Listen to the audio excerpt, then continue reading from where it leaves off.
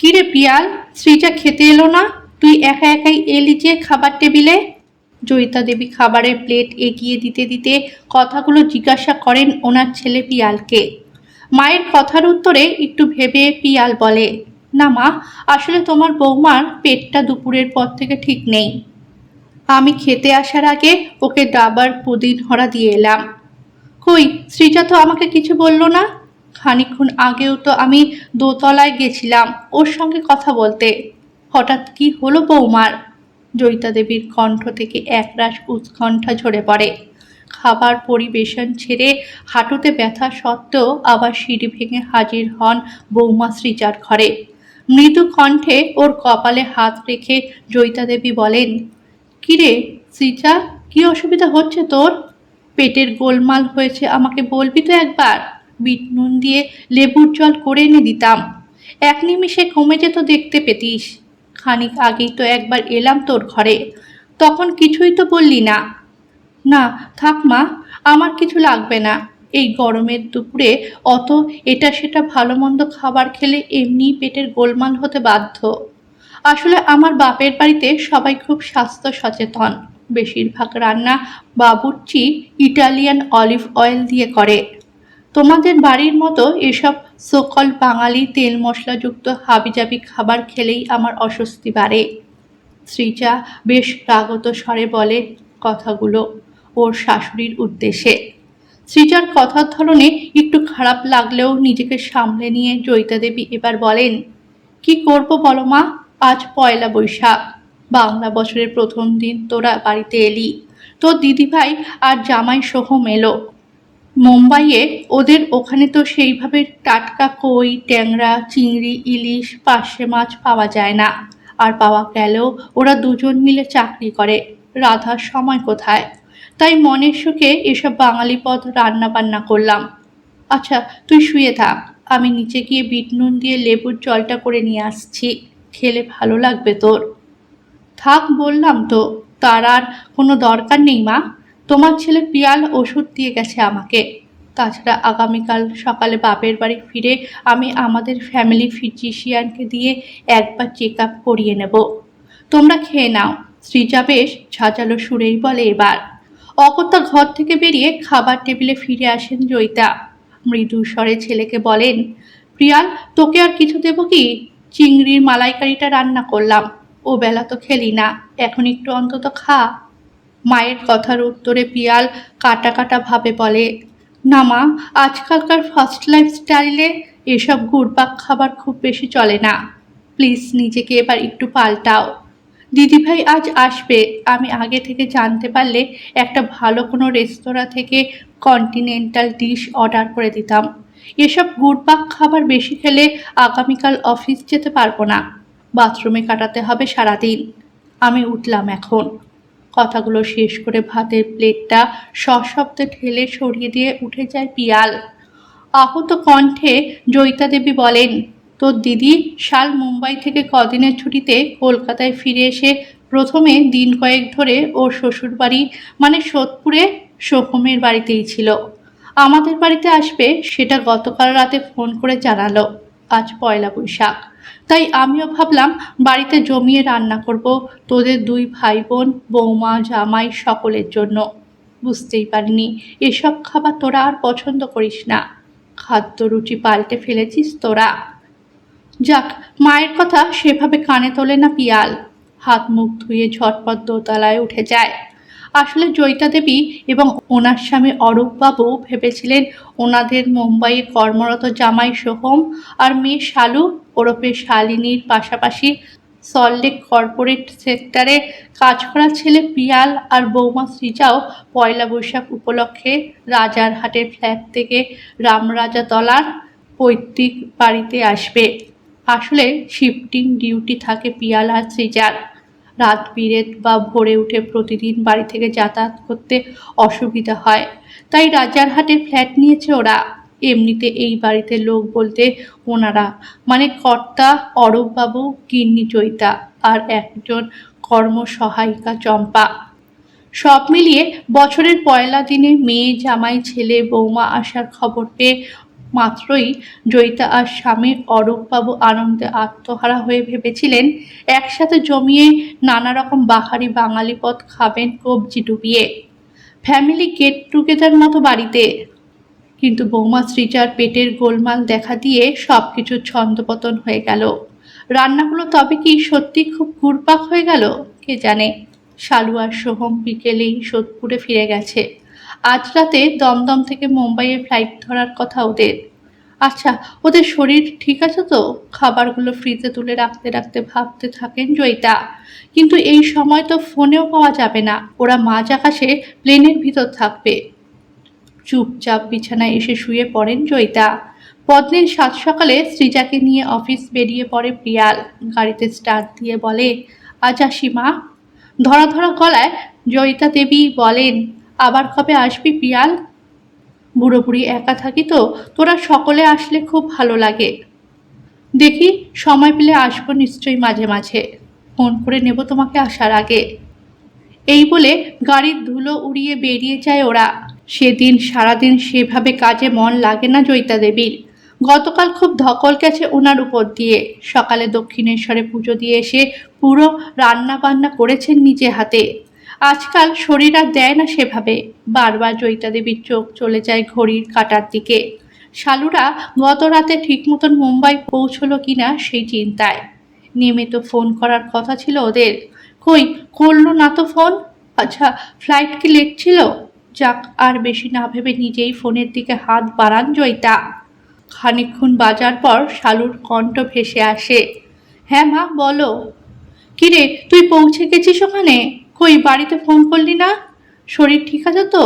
আমি আর তোর বাবা চিন্তা করে মরছি। ঝাঁঝিয়ে ওঠে শালিনী বলে, উহ মা, আমার শরীর ঠিক আছে, কিন্তু তোমার জামাই সোহমের পেট গড়বড় করছে। গতকাল ওসব রান্নাবান্না না করলে তোমার চলছিল না। যত সব ঘুরপাক রান্না, তার থেকে আমাকে বলতে পারতে। হালকা ফুলকা কোনো ডিশ অর্ডার করে দিতাম অনলাইনে, বাড়িতে ডেলিভারি দিয়ে যেত ওরা। ভুলে যাও কেন? তোমার জামাই আর আমি কত ফার্স্ট লাইফ কাটাই। প্রচণ্ড হেলথ কনসাস সোহম বাড়িতেই জিম করে রোজ। আর ওদিকে ভাইয়ের বউ সৃজাও তো আমাকে খানিক আগে হোয়াটসঅ্যাপ করে বলল ওর পেট গড়বড় করছে খাবার খাওয়ার পর থেকে। এবার নিজেকে একটু পাল্টাও মা। ইউটিউবে অনেক রেসিপি পাওয়া যায় হালকা অথচ স্বাস্থ্যকর রান্নার, যেমন চিকেন স্টু, ফ্রুট স্যালাড। চেষ্টা করে দেখতে পারো একটু শেখার। কত করে বললাম একটা স্মার্টফোন কিনে দিচ্ছি আমি, তা না করে ওই ল্যান্ডলাইন ফোনেই বকবক করে যাচ্ছ। কিছু শেখার ইচ্ছা নেই তোমার? পরের বার আমরা যাবার আগে আমি তোমাকে বলে দেব সোহমের পছন্দের কিছু রেসিপি, সেভাবে করতে পারলে বলো, নইলে অনলাইনে অর্ডার করব। রাখলাম এখন, পরে কথা হবে। শালিনী ফোনটা রেখে দেয় মায়ের মুখের উপরে। সেদিন রাত্রে খাওয়া দাওয়ার পর অরূপ বাবুকে প্রেশারের ওষুধটা দিয়ে খাটে এসে বসেন জয়িতা দেবী।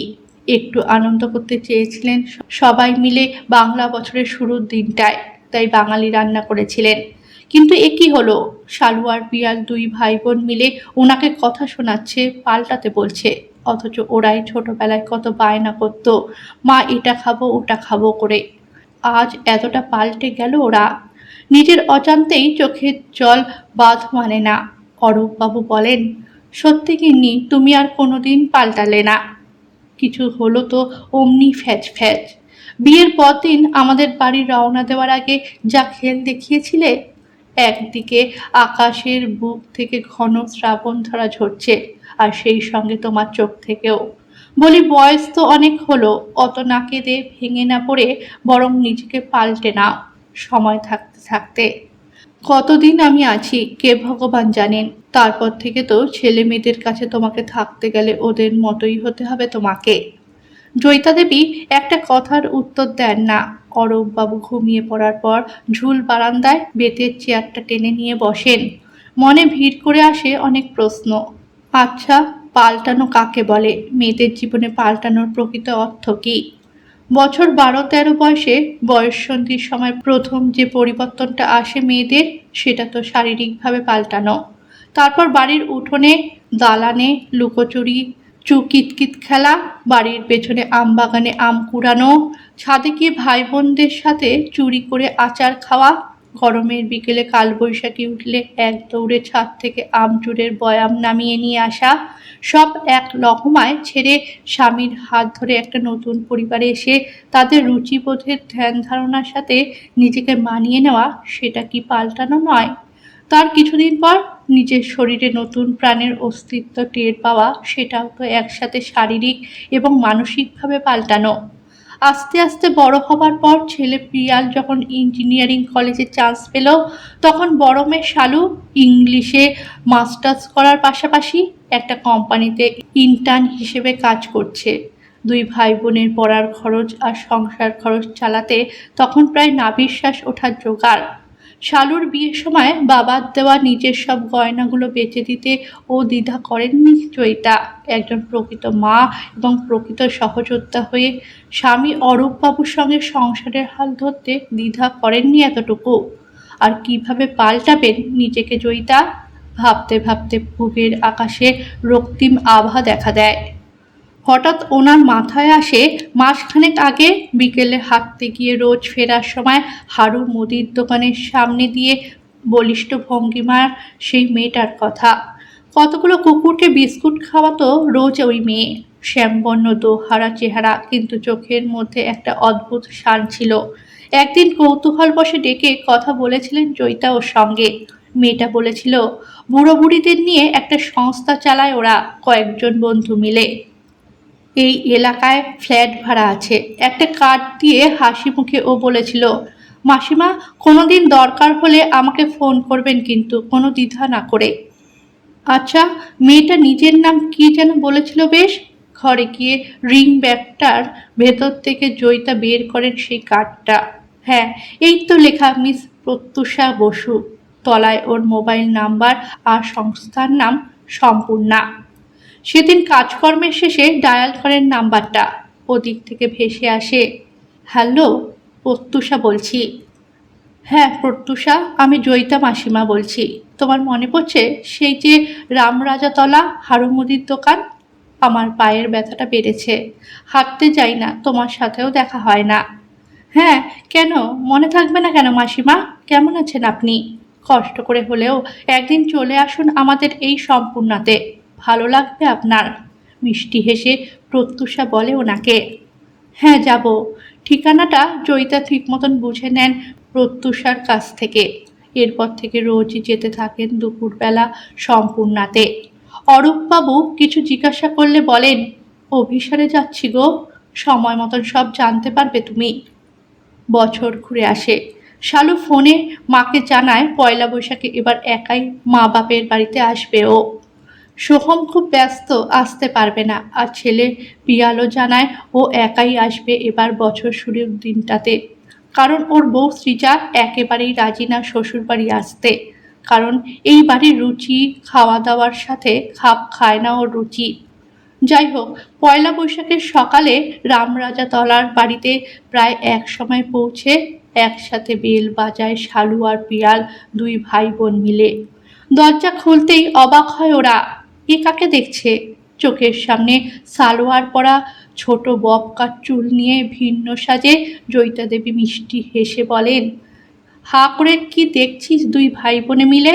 ঘরের ভিতরে আয়, গ্রিন টি, ফ্রুট জুস আর স্যান্ডউইচ তৈরি আছে টেবিলে তোদের জন্য, খেয়ে নে দেখি ঝটপট।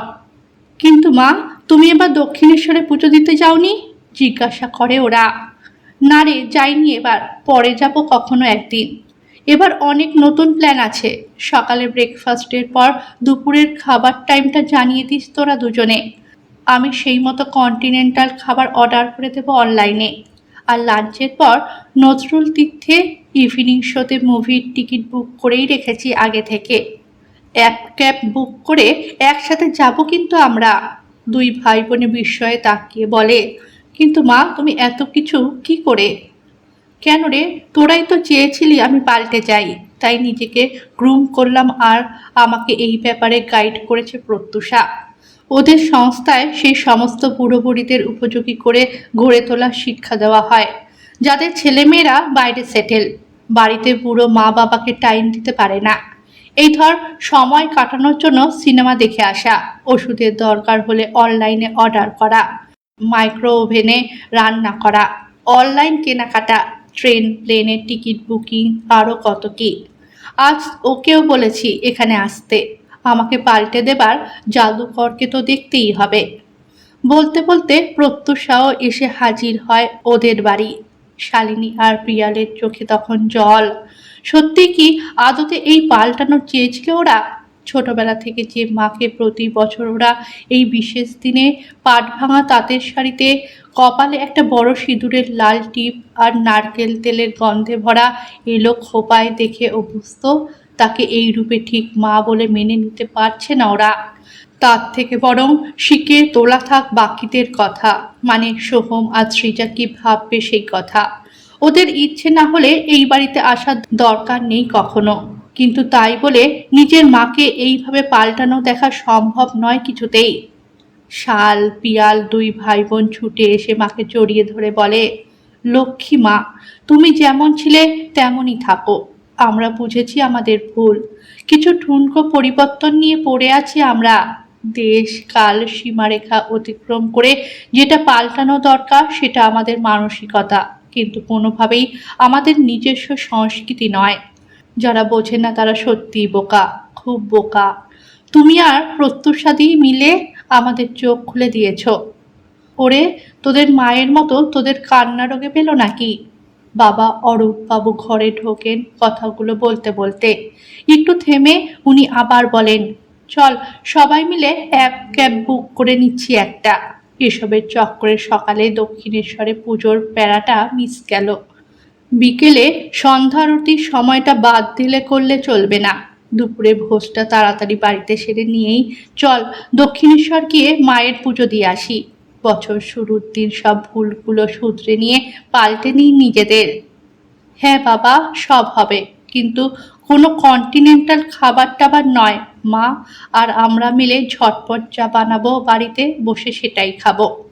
তেমন হলে এই বেলা পাতলা মুসুরির ডাল, আলু পোস্ত হোক, সন্ধ্যায় পুজো দিয়ে ফেরার সময় ইলিশ মাছ, পাবদা মাছ আর খাসির মাংস এনে জমিয়ে রান্না হবে।